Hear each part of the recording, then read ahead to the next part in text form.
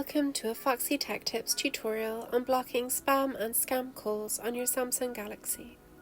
If you find this tutorial helpful, please consider subscribing to my channel and liking the video. Samsung has a feature where it can recognize spam and scam calls and block them for you so you don't have to deal with them at all. I will show you how to enable this setting. To start, open up the phone app and tap on the three dots button in the top right corner.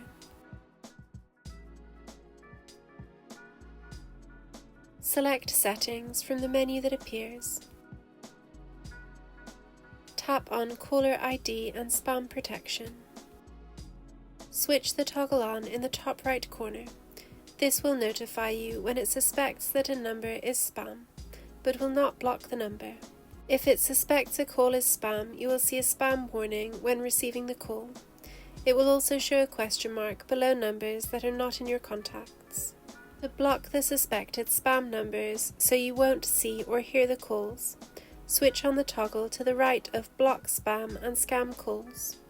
You can then choose whether you would like to block all spam and scam calls or only high-risk ones.